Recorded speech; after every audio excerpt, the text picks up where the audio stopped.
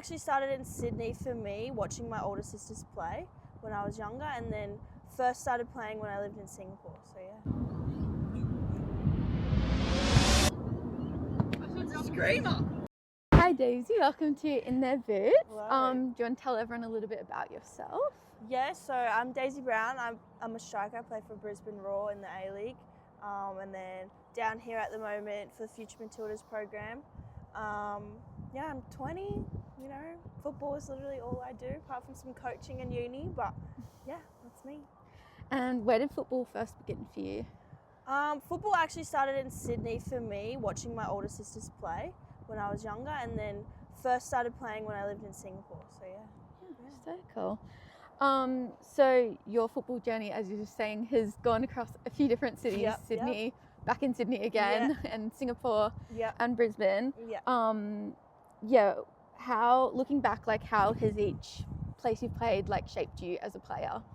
Yeah, so starting in Singapore, I just remember that's kind of where I grew the love of the game, I suppose. So lots of fun kicking around. I always remember it being, the pitches we played on were really muddy. So I think I just kind of loved getting in the dirt with the boys and just mucking around. I think that's where I kind of found the passion for it. And then moving down to Sydney, played in the SAP kind of programs with Sydney Uni boys. And there you can just see, like, from such a young age, the level's really high technically with boys, and that really pushed me. And it's so much bigger in Sydney, so lots of competition. And then moving up to Brizzy is when I first started playing with girls, so it was a bit of it. Had to adapt a little. Oh God, had to adapt a little bit. But yeah, Brisbane. I think Queensland football, it's a lot more physical than Sydney. Sydney's a lot more. It's faster. Everyone's better probably technically, but physically, Queensland demands a lot more, I'd say. Yeah.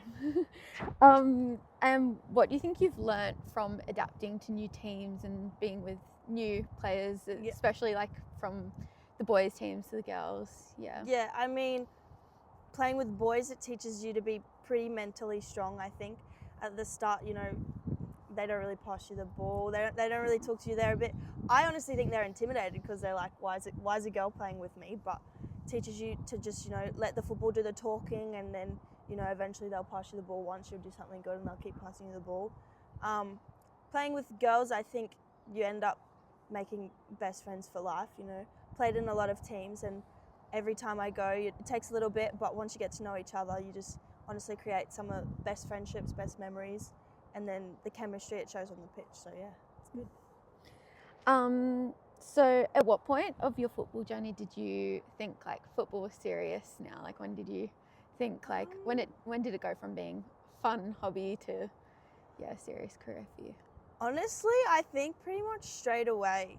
When I lived in Singapore, I played rugby as well at the same time. And then when we moved back to Australia, they wouldn't let me play tackle rugby anymore. So I was like, well, what's the point? So then I chose football. And then I was straight into like the development kind of scene straight away. So I think straight away I was like, nah, I love this game. I want to do this forever. So I think pretty early, probably about 9 years old, I'd say. Nice. So you play for the Young Matildas. Do you remember your first ever call up for the Young Matildas? Yeah, so I got into the cycle pretty late. I was in juniors, all through juniors, and then I had probably 2 years I wasn't invited into any camps, which was pretty mentally like tough. You know, you just got to keep your head down and wait for your opportunity. But it was June last year I got called into a camp, and I was honestly just like really proud of myself for keeping my head down, keeping on working. And then missed another camp because we moved into A-League season. I hadn't played any minutes yet. So the coach just said to me, look, like, you're doing well, but we need you to play A-League minutes. And then once I got my opportunity to play and play well, then I kept getting called into camps, and the feeling was just like, let's go, like really happy, really relieved, obviously really proud of myself and my family for all of us working so hard to get to the position, and then just hoping I can take my opportunities when I get there. Nice. So you've just completed your first season with Brisbane Roar. Yeah. What was the biggest lesson you've learnt across the first season? Biggest lesson? I think it's back yourself, honestly. Similar story, start of the season, I wasn't wasn't playing, and then just had to keep going. You know, I thought I was training really well, and I was training well, but you know, there's other players, older senior, more senior players that obviously are going to play, and then just working hard, you know, behind the scenes when people aren't watching, and then so it gives you like the belief in yourself that when you do get the opportunity, you can take it. And luckily enough, I was able to do that. So yeah, I think the lesson is just keep your head down, and, you know, be patient, wait for your time, but keep going and so you can, you know, grab it with both hands when you get it. Yeah. And as you were saying, you play along with some quite senior players, some players that have played in World Cups and Olympic Games. How has training alongside them motivated or influenced you in the way you play? Honestly, just the way that they are such leaders. You know, I had Tamika Yallop, very obviously, I've said it many times, she's the GOAT for us, but she's awesome, you know, as a leader, as a role model. We kind of, you know, the way she prepares herself for training and games, it's just really good to watch. And then in training, you know, she doesn't take a backward step. You know, it's always, she makes mistakes, she moves on, and she's like leading and coaching and pushing everyone. So it just kind of keeps you motivated. You want to play well for her as well. You don't want to let her down. So that's just another motivation. And other players like Benta Jansen, who I played with last season, she's awesome, so experienced, and yeah, just the way that they just prepare themselves for training and games, I think is a big thing that we all took out of it. Yeah. And looking back across your journey over the last few years, and what do you or across your whole footballing time, what's the biggest opportunity, like thing that you've got out of football other than just playing the game? I think I said it before, I think just friendships and memories that you're going to take with you for the rest of your life.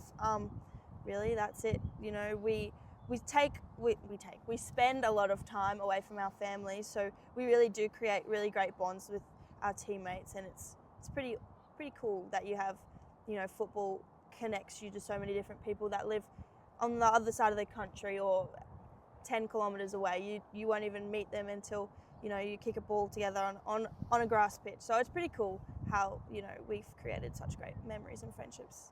If there's anyone watching who is moving football clubs, whether that's across to a new city or just another local club, what advice would you give them starting in a new team? I think maybe just go in there with an open mind and just, you know, enjoy playing football.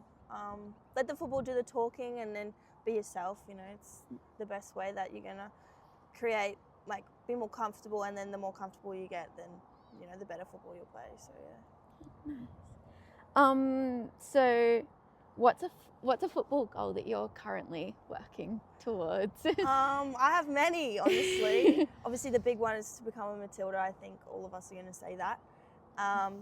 More short term, I want to start the A-League season strong coming up.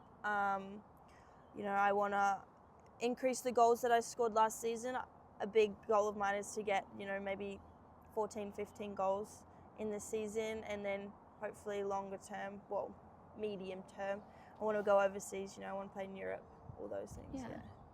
So, yeah, I was going to say from there, like, where do you see yourself in a few years' time? Is that where you'd like to see yourself?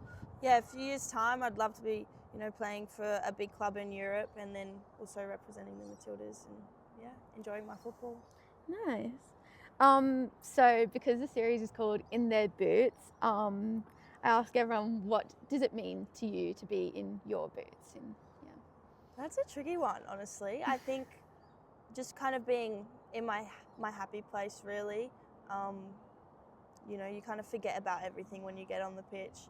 You know, you have lots of fun, but also you're just working really hard to improve yourself. But yeah, honestly, it's kind of just like a separation from everything. It's like a different world, I think, yeah. So I normally do a rapid fire question at the end for fun. What is your dream five-a-side team of people that you've played with or against? Oh my God. I could make some people pretty angry at me. Oh my gosh.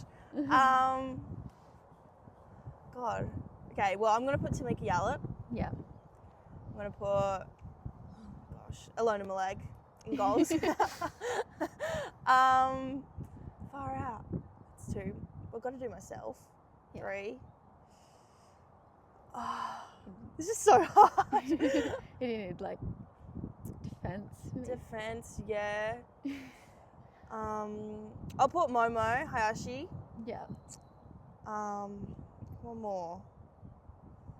Oh my goodness. Gosh, did I pick a friend? I don't know. Far out. I put. I don't know. I'm gonna get in trouble. God, this is taking a long time. It's not rapid fire. I put Bente Jansen. There you go. I can't get in trouble. Thank you so much, Daisy, for coming of on In course. Their Boots. I'll have your socials linked in to the video. Yeah, awesome. Yeah. Thank you.